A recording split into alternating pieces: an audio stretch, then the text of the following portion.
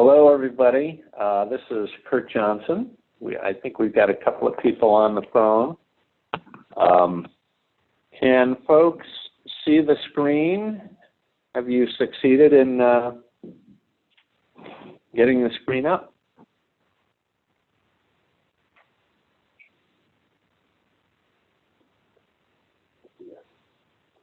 Okay, I'm going to assume the answer is yes.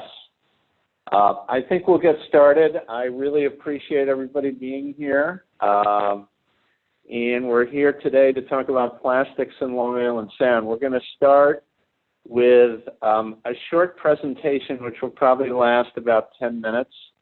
And then we're going to open it up for discussion, because part of the discussion is about what we're doing now, but what CFE Save the Sound might do in the future. So that's the scoop, and we'll be done by 12:30, so I promise that. So I look forward to the discussion, and I'm going to move forward. First of all, just a quick introduction. Curt Johnson, I'm President and CEO of CFE Save the Sound. It's an honor to be here. This topic originally came up because of a request by Chris Murphy to get a little background on Long Island Sound and plastics, because he's working on federal legislation. So the really great news, just something has entered the waiting room of this meeting. Okay, oops, sorry. The great news about plastic pollution in Long Island Sound, and I suppose the daunting news, is that it is a problem created by all of us. There's about 9 million folks who live in the Long Island Sound watershed, and this is an image of that watershed. All the different colors constitute the watershed. As you can see, it's all around, it's all of Connecticut, it's parts of Westchester, it's parts of Long Island, but it's also a good portion of Massachusetts, and a small portion of New Hampshire, a lot of Vermont, and even a little tiny portion up in Canada. So it's a big watershed that drains into the Sound. The reason I say it's a regional problem is another feature of Long Island Sound, which is, as you can see from the photo and from being out on it yourself, you know there's only two small entrances to the Sound. One very small, which is the East River on our western or New York City side, and then about 1.5 miles wide area that we call the Race on the eastern side near Rhode Island. So the story there is that if a drop of water enters the Sound, one of the measurements that scientists use is what's called the resonance. In other words, how long will that drop of water stay in the Sound on average before it goes out into the ocean and gets circulated? In Long Island Sound, it's a long resonance time. Yeah. The average drop of water that ends up in the Sound will last about 90 days in Long Island Sound before it's flushed out. So as a result, chunks of plastic that come down into the Sound, off of our rivers, off of our cities, etc., will stay in the Sound a long time. So there's 9.5 million people, a lot of people, with a body of water that holds plastics and holds other pollutants, for that matter, for a long period of time. So when we look at our watershed, we can think about this as a regional problem that can be solved regionally.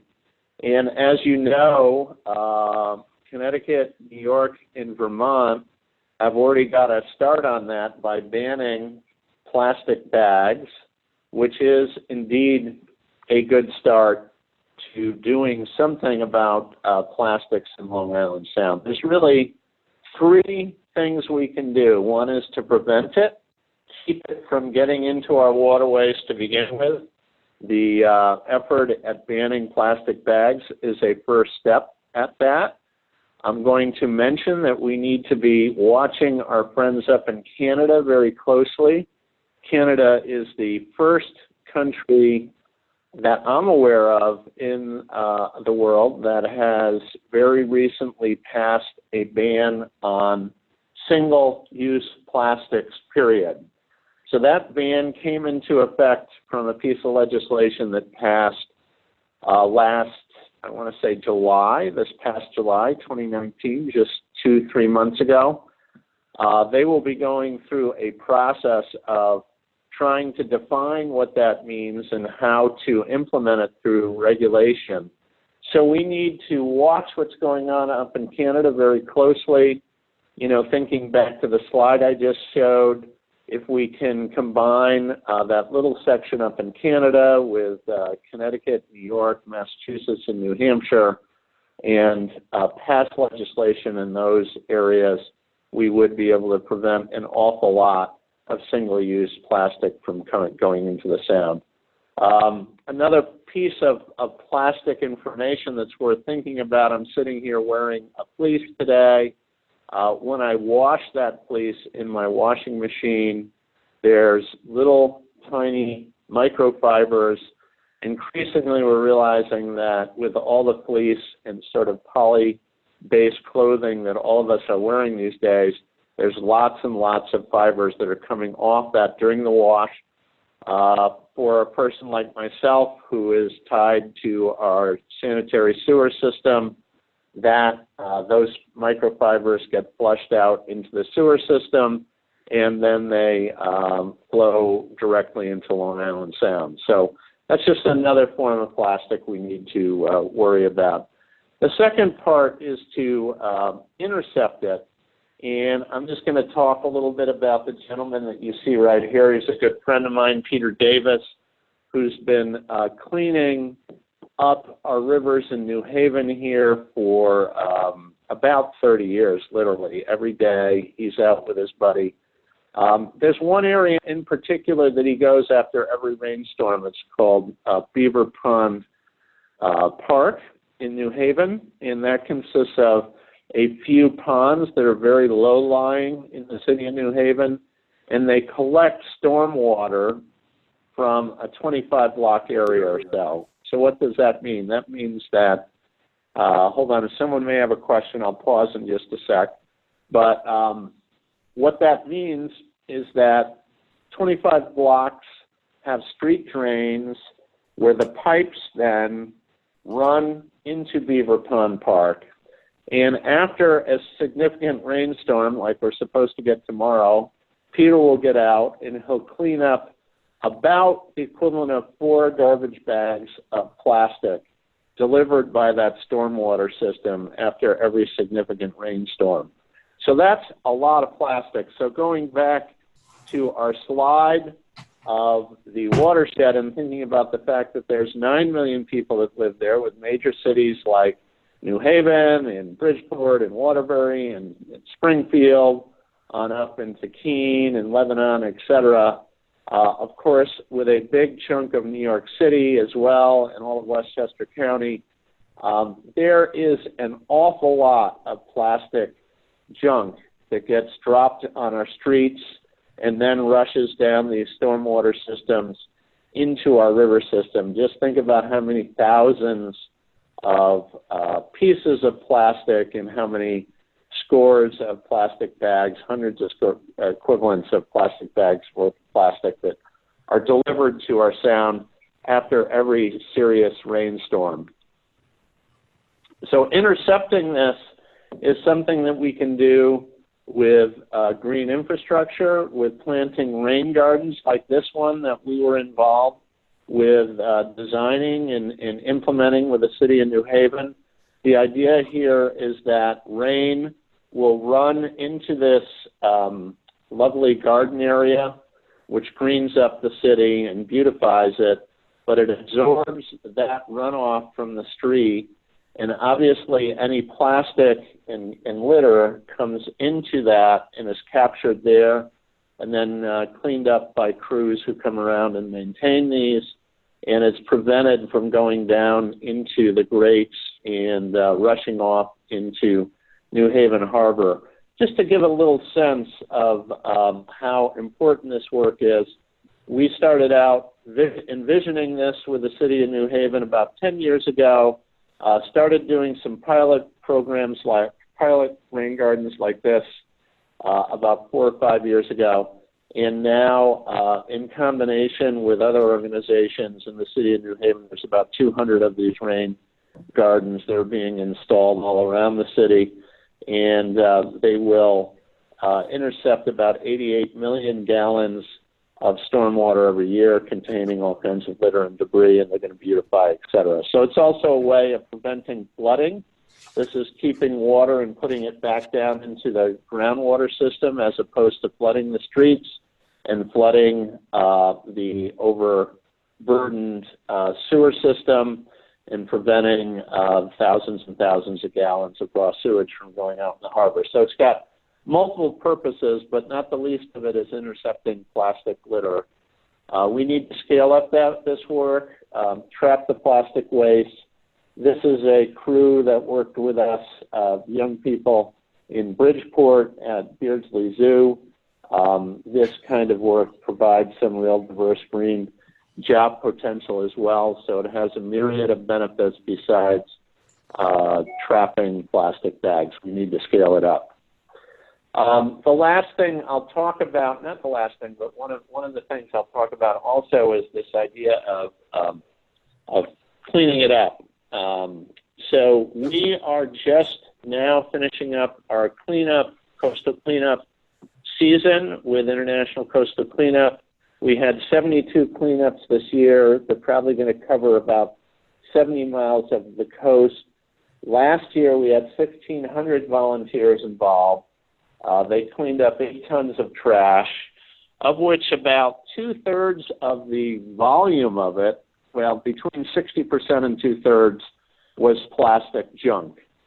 So what was that plastic junk? Last year, we removed these following items, but I want to point out the 3170 plastic bags. Hopefully in a few years, we're going to see fewer and fewer of those because of the plastic bag ban. That's the idea of prevention to begin with. I also want to talk for a moment about the foam pieces, about 5,000 foam pieces. We did a cleanup just 2 weekends ago on the Farm River, and literally took down probably, I would say, about 1.5 pickup truck loads of foam out of that river alone, whether it was old styrofoam from docks or whether it was takeout containers from Wendy's, cups, foam cups, etc. So that's a big issue. Obviously, plastic bottles, plastic straws as well, all items that can be dealt with from a potential ban point of view as well, or prevention point of view as well. Finally, one of the topics that I did want to talk about is something that our soundkeeper, Bill Lucy, has become very educated about and is starting to do some work on, which is derelict lobster pots. What happened in 1989, 1990, when lobstering went from its peak to a total crash in Long Island Sound, is it was no longer economical. Many lobstermen literally went out and just cut their pots. There has been some extensive side sonar work done by Cornell Cooperative Extension off of the waters of New York. And based on the huge number of derelict pots that they have identified, they estimate that there's somewhere around 850,000 abandoned lobster pots in Long Island Sound. They're plastic coated, they last an awful long time. Cornell has actually cleaned up about 4,800 of them. And of those 4,800 pots, this chart shows you the trapped marine life within those pots. So there was about 1,100 lobsters, about 867 blackfish or tautog, lots of rock crabs, spider crabs, black sea bass, etc. So these things are acting like, little depth traps for marine life as well. So one of the concerns is a need to actually get these things out of the water and removed. And Bill Lucy on his new boat now has side scan sonar himself, so he can spend a little bit of time, but there's much more time needed looking at this. So I'm now going to just talk about some ranges of options that we have.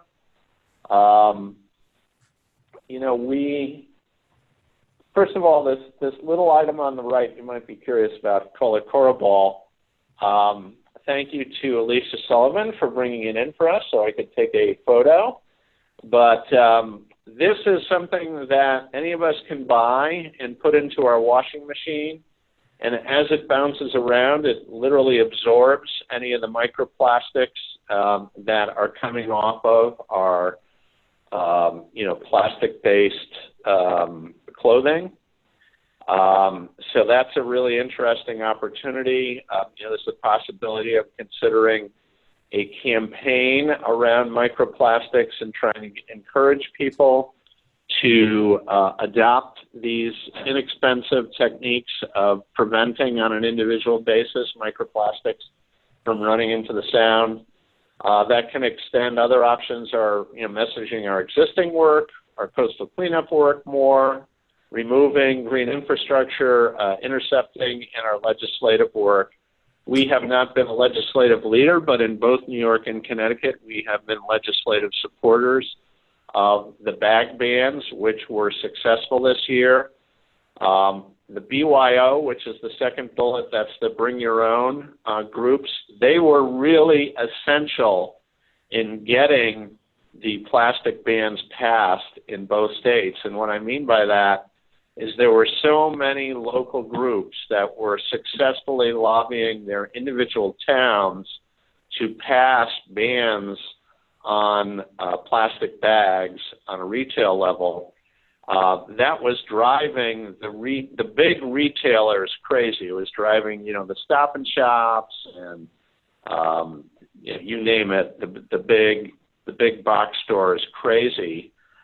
Because what they hate to have happen is having to have different rules for different towns.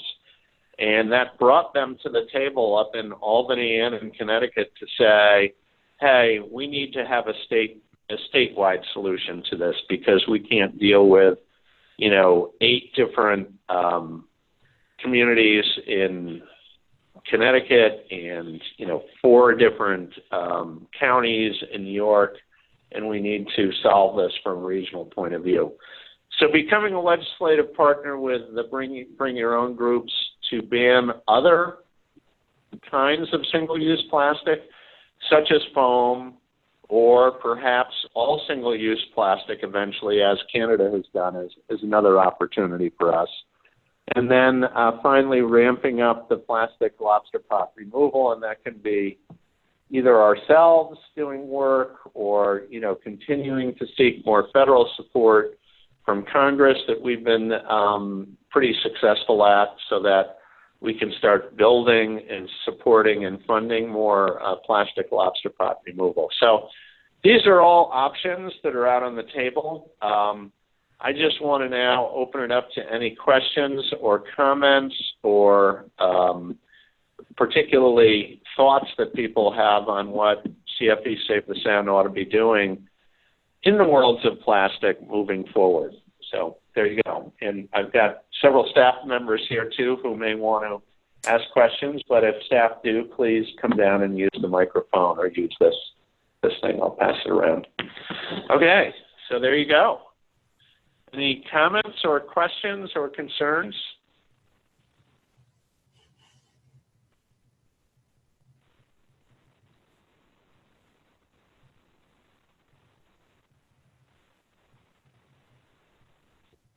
All right. Any of you all here for lunch have any comments or thoughts?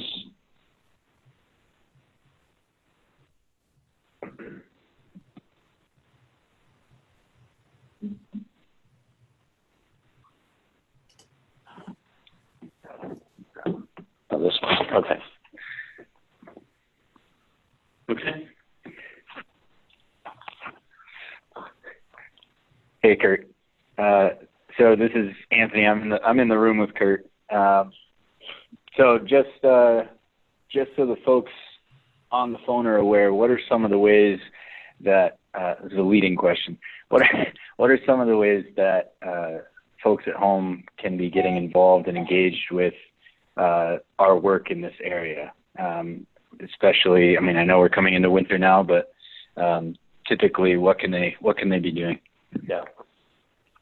No, I think that's a great question. So there's several different things. One is to obviously pay attention as we move towards the spring for coastal cleanup opportunities. I will mention that there are groups that do coastal cleanups starting in April and May as well, and work with Annalisa, who you can find on our website, Annalisa Poltoff, who does a terrific job of coordinating coastal cleanups. And I would also say that if you happen to live near any water body, whether it's inland or along the coast, the winter is a great time to go out and sort of look around and see where garbage collects. Give you another example of the Farm River. There was one little section of marsh that is sort of a trash collector there, where we picked up probably 2.5 pickup truck loads of junk this fall, and have probably another 3 or 4 to go next year. So that's another opportunity. But I want to also focus on the microplastics, and at least consider looking at Coraball. They are on the web. You can order them, through Amazon, etc. And there may be others that are as good or better, but consider individual action around absorbing your own microplastics. And finally, you might consider looking in your community about whether there is a BYO or a bring your own group. Again, they were super helpful in moving local action to state action, and that's what's going to be needed to do any more prevention work beyond plastic bags. And also, obviously, if you aren't already, to join our citizen network, which you can sign up for at our website. So those are just a few ideas. Okay, thanks, Curt. Does anyone else have any other questions for Curt before we jump off?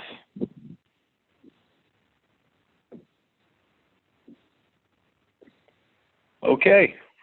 Well, thanks everyone for joining, and we hope to see you out and around the Sound.